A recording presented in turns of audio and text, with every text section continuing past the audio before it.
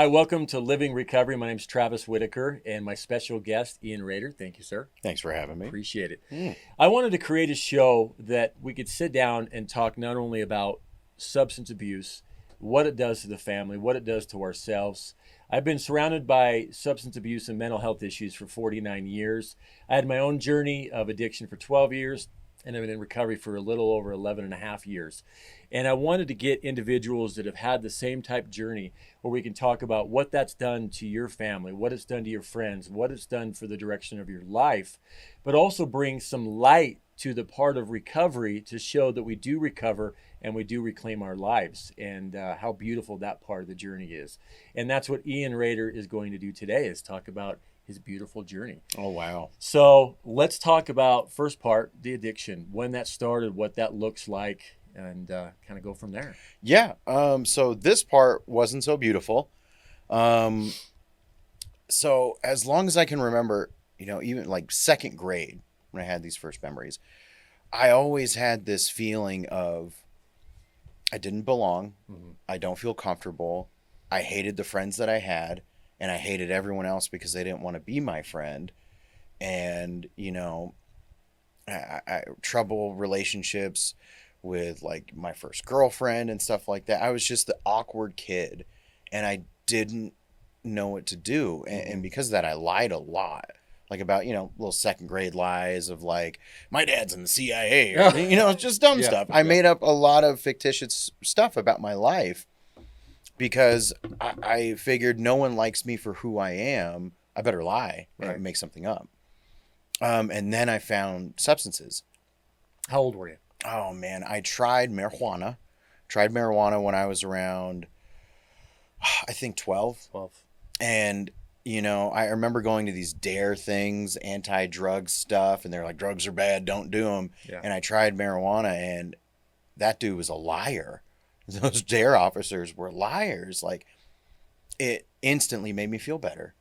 That feeling of I couldn't take a full deep breath, I didn't fit right in my own skin, was instantly gone. Mm-hmm. And I was like, wow. And then I started selling pot when I was 13, 14 years old. Oh, wow. I know. Yeah. Yeah. Pretty young. And instantly I became popular in school, which was weird. It's weird how that happens. And I got girlfriends. I got all the popular kids invited me to their parties. And I was like, this is it. But it still just wasn't enough. Right. It was great while it lasted, but it didn't last long enough. And eventually I moved on to painkillers, and eventually in my late teens and early 20s, I was involved in street narcotics, heroin, methamphetamines, things like that. And that's when things really spiraled out of control. Yeah. Yeah. Well, and also, in your early teen years when you're becoming popular, that's kind of what you were trying to get prior to Yeah. that. But then you realize also that somebody wants something from you. Everybody wants Yeah. something from you, and they're not really friends. Oh yeah. You know? None of these people I could call, and that's, we'll get into it later, but Yeah. that's the difference between what my life was like then and what it is today. Mhm. Like, I couldn't call any of these guys in the case of an emergency, Yeah. or if something big happened in my life, and I couldn't share my successes with these people because they didn't care. Yeah. And back then, I've done a lot of great things in my life. I studied at the Royal Academy of Dramatic Arts in England. None of that stopped me from being homeless.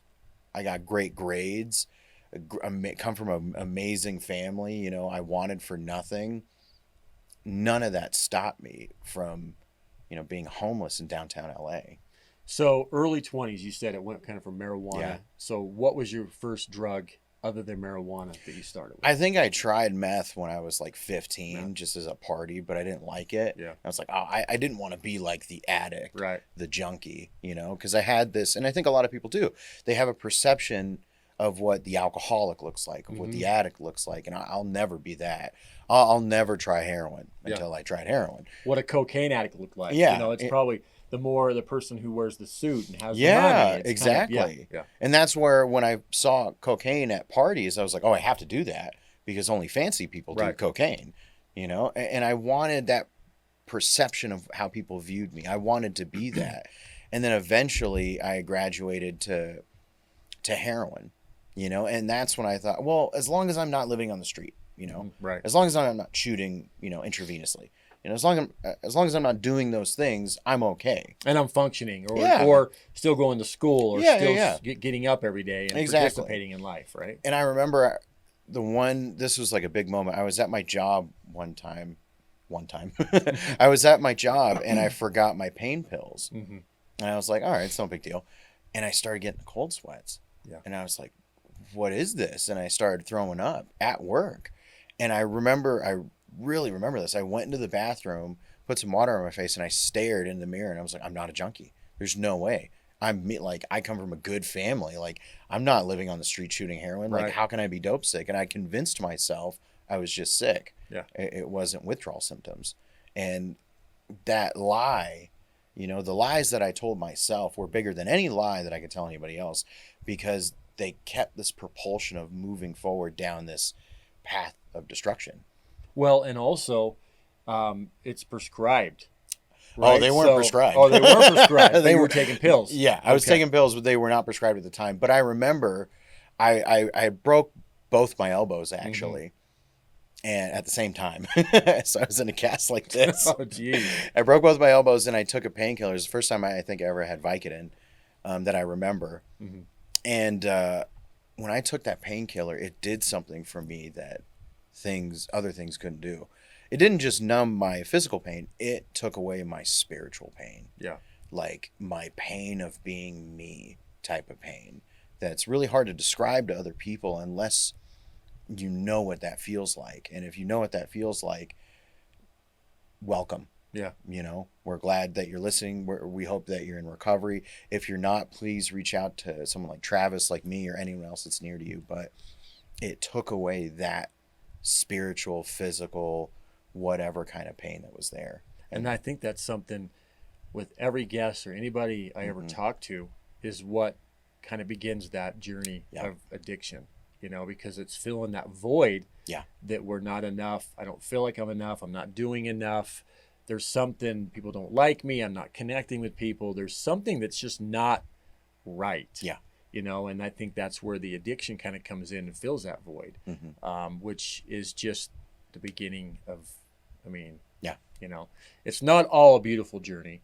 I just, when I say that, I look back and think my journey has been amazing, and it's been now it is what I've needed to get to where I'm at. So that's what we're talking about.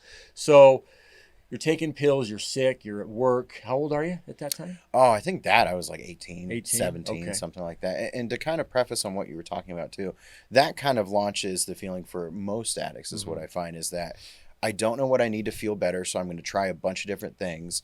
I think I know what I need, and I'm going to try this for a little bit. It's not working, so I move and evolve and get worse. And then, so moving forward, like I said, fast forward, I was homeless on the streets of downtown LA. And my family didn't talk to me. My sister hated me. I had no friends. Even the friends who I were selling drugs with and doing drugs with, they didn't even want to deal with me anymore because I had just become so insane. Yeah. It's the journey of it, right? We're going to take a quick break, and we'll be right back with more of Ian's story. I am a business owner. I am a mother, a doctor. I am a student athlete. A lawyer. I'm a police officer. I'm your neighbor. I needed meth. Opioids. I needed coke. I needed alcohol. I needed opioids. I needed heroin. I needed help. Maple Mountain Recovery is here to help you with your healing and recovery. Call 801-499-9316 or visit us online at maplemountainrecovery.com. Welcome back to Living Recovery. Appreciate our sponsors, Living Recovery Interventions and Maple Mountain Recovery. My guest, Ian, thank you again for joining me. Appreciate it. So we left off. How old were you when you were homeless in LA? Oh, so I got back from England when I was 21, and I started working at a production company in Los Angeles. Quickly lost that job because of my heroin addiction. Right.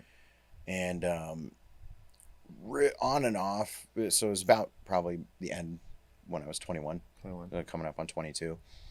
And it was on and off. I would try and sell enough drugs to get a hotel, or I would complain and cry to my family that I was ready for treatment, and they'd send me to treatment center, and then I'd get kicked out.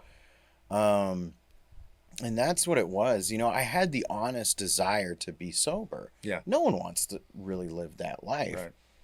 And I would get in there, and I was so full of knowledge, right? Mm-hmm. That I knew what I needed. I would go to recovery meetings, and I would just, this isn't for me. And I remember specifically, I got yelled at a treatment center because they were showing us one of these, like, how your brains work on substance videos. And I just laughed. I was like, this is stuff I learned in, like, 5th grade. And, like, my parents are paying a bunch of money for me to be here so you can show me this video. And I just knew so much that I wasn't open to new ideas. Right. And that's eventually where I would go into these treatment centers crying and bawling, wanting help. And within a matter of 48 hours, that willingness was gone. And I would either force them to kick me out, or I would just bide my time until I got out. Like, I remember I went to a detox, right? Mm-hmm. Left, went to a sober living, and I literally watched one episode of like Game of Thrones or something. And right after that episode, I got high. Yeah. And a month later, I was back at that same detox. And they're like, what the crap? And I'm like, I don't know, man, but, like, do you got any food? Like, Yeah. I'm starving. Like, that's what I would do. I would go to these treatment centers, detoxes, sober livings, to have a good place to shower, Mm-hmm. eat some food, and, like, plump up for my next run. And then finally, I got kicked out of a treatment center, and I was staying at a buddy's house in Santa Ana, California, downtown Cypress Street. So, you know where that is? Yeah. Not a great place. I felt something so broken, like, that I've never felt before, to where I finally called my family, and there wasn't any more tears. There wasn't tears of manipulation or anything like that. I can remember with the most monotone voice, just like, hey, do with me whatever you want. I'm ready. Yeah. I'm ready. How many treatment centers did you go through? Including my last one I went to 5 years ago, 6 treatment centers and a crap ton of sober livings, Yeah. and more detoxes than I care to remember. And my family heard something in my voice that they've never heard before, which was just broken. Because I just said, send me to Alaska. Just monotone, no Yeah. tears, no anger, no fits of, erratic behavior. Just do with me whatever you want. And they were waiting eventually Oh, for that yeah. call. Oh, Because yeah. I mean, being a parent, Mhm. my kids have not gone through that. I've hoped that I've educated them enough and made them aware of the surroundings that kind of took and consumed my life. But I can't imagine being a parent going through that, and it's difficult. It's difficult to have boundaries. It's difficult to say, only call me when you Yeah. really want help. And then if you've done it 5 times, how do they know? But like you said, they could feel that time in your voice that something wasn't, ready to go. Now, Yeah. along your journey, did you have any legal issues? Did you get arrested? Was there anything else there? So, by the grace of God, I've never even been to jail, and I have no idea how that happened. And honestly, I've been detained a lot. Mhm. I remember my first treatment center I ever went to, I got pulled over doing 120 on the freeway, right? I knew I was going to treatment. I had 3 ounces of heroin. I've been up for like 5 days at this point, like, just out of my mind, because I knew I was going to treatment. And normally I hide everything really well, and I'm a seasoned drug trafficker, Right. whatever you want to call it. I was so out of my mind, I had 3 ounces of heroin just sitting in the passenger seat. Are you in LA still or California? I was driving from Oxnard to Santa Barbara at this point, and doing a $1.20, maybe not a $1.20, close to it. And I get pulled over, and I just take my hat off, put it over everything, and I spark a cigarette, and so he can't smell it, because that amount, you can smell it pretty easily. And he just comes up to my car, and I'm crying, and he just goes like, yo, what's going on? And I just tell him I'm having the worst day of my life. I got fired from just making stuff up. Fired from my job. My girlfriend left me. all this stuff. He's like, I could take you to jail just for the speeds you're doing, Right, felony speeding. Like, why were you going so fast? And I'm like, officer, I'm going to be honest with you. It's not a good excuse, but speeding calms me down. And he just said, okay. Went back to his car, ran my information, came back and said, I can tell you're just having a really bad day. I'm going to give you an 85 in an 80 zone. Don't let me catch you on the road again. And he let me go. And that was my whole life. Yeah. That's been my entire story. I should be in prison or dead by now. I have no idea. It's just dumb luck. But that little thing right there compounded my problem. Because with those instances, I was like, oh, I can get away with this. That was all me, man. I'm such a smooth operator and blah, blah, blah. And it just compounded the ego, the pride of, I can't be touched and blah, blah, whatever it was. And that actually kept me out, I think, for a lot longer. Well, and that, when we're stuck in our addiction, we're Yeah. master manipulators. Oh, especially with ourselves. I got pulled over so many times, and I did the same thing and cried, and I got out of everything. Yeah. Driving crazy until, the car wrecks. Yeah. That you're not getting away from that. Yeah. But it's like, and I like to tell people when they get into recovery, you take those abilities that you have as a person and use it for good. Oh, you yeah. can do absolutely anything in your life. Yep. You just have to believe in it, and move forward. Doing 120 miles an hour. When I did that, it didn't end well though. It didn't end well at all, and Oh, man. I can't believe you put your hat over it. He runs it, lets you go. So how far after that were you going to treatment? Because you said you were going to be going Like to literally treatment. the next day. Okay. I think I went to treatment in Long Beach, California, and I graduated with honors. I did really well there, and they took us to recovery meetings and stuff like that. I was just like, I'm not about it. I don't understand how spirituality and prayer, and I don't get that. And it doesn't. Yeah. I have physical problems. I need physical answers. And I did really well. Yeah. And this is how I knew I was an alcoholic. This was the defining moment how I knew I was an alcoholic and addict was I think at this point I had 6 months sober. And So is this the first program you had Yeah. completed too, this right? is the first program Okay. I completed. I left that program, then I got a job, and I was doing really well. I got a job and an apartment. Everything was going great, right? And I went home to visit my family, and I never felt more uncomfortable in my life, which is weird. Like I'm with my family and their friends that I grew up with and their kids, and everyone's talking about, oh, I graduated and from this amazing college and I'm getting married and I'm a doctor now or whatever. And they're like, Ian, what have you been doing with your life? And I'm like, smoking crack, Yeah.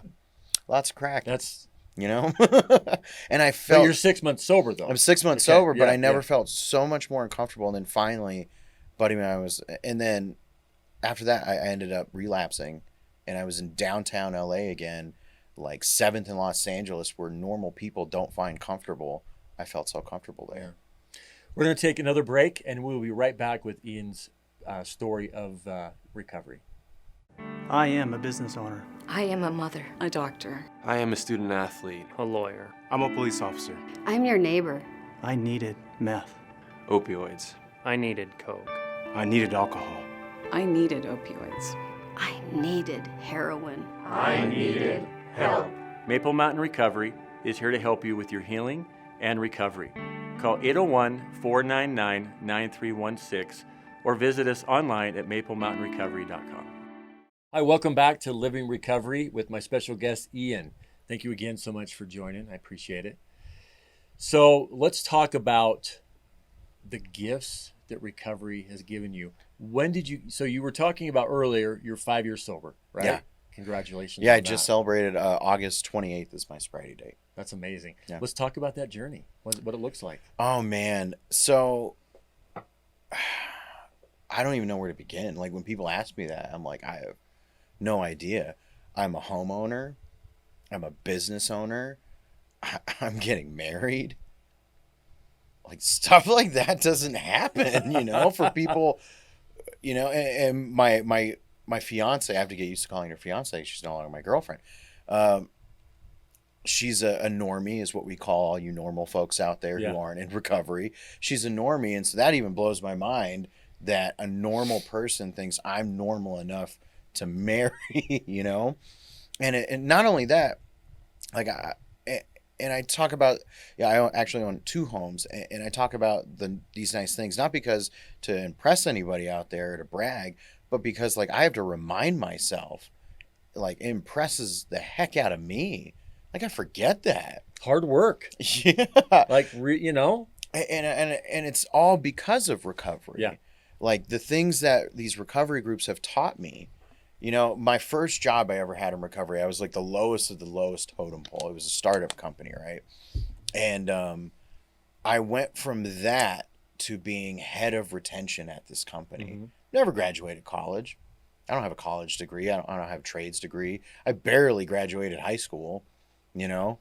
And the reason for that is because being of service to people is what the recovery community taught me. Mm-hmm. I would show up 20 minutes early and I would go into my boss's office and say, "Hey, I'm just getting some coffee right before my shift. Do you need anything?" And he saw how attentive I was. And that's how and you guys taught me how to build relationships with people, you know, and that's the pinnacle of all my success. Today, I'm an interventionist. I'm an addiction specialist, and you know, the driving force for that factor is because of my family, the tarnished relationship I had with them. And there's not a lot of resources out there for the family members that are suffering. You know, there's a lot of rehabs. There's a few other, you know, outside groups that help families dealing with those things. But there's not a lot of, you know, rehab settings for families. I'm a big, I talk about that all the time. You're an interventionist too. Yeah. And because, you know, so my wife and I have been married 26 years. And congratulations. Thank you. Amazing. Yeah. But, Give you know, me pointers. 12 years. Oh, yeah. 12 years of it was addiction. 11 and a half of it's been recovery. So there was only a few years prior Coming to up my on that addiction. halfway mark. Yeah. So, you know, and it was one of those things. I went to treatment. I spent 95 days in treatment. I worked on my issues. I did my mirror work that we were talking about, where I did my I love yous because I had self-esteem issues, and I'm getting better. I'm feeling good, right? So she's my wife waiting for you to get out of treatment, and she doesn't know what's going on. She took FMLA Okay. because my addiction caused ulcers and caused her mental health to not be the best, right? And so I get better. I come home. I'm excelling. You know, I couldn't get a job right away, but I'm excelling because I'm doing better. So it goes from how's Nancy doing to Travis is doing amazing. So it went from Travis being down here and Nancy being up here, taking everything, keeping everything together, to where now I'm doing well, and now she's being left kind of behind. Yeah. She didn't know where to go, where to turn to, or what to do. And that's what we're talking about, the family side. Yeah. So interventionist, recovery, 5 years. When do you get married? Well, we were supposed to get married in November, but because of COVID, we made the decision to push it back. So May 29th. If anyone out there, save the date. May 29th, we're getting married, and that's a good time. Yeah.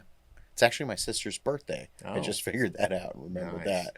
So tell me, we talked a little bit about the relationship with your family. Yeah.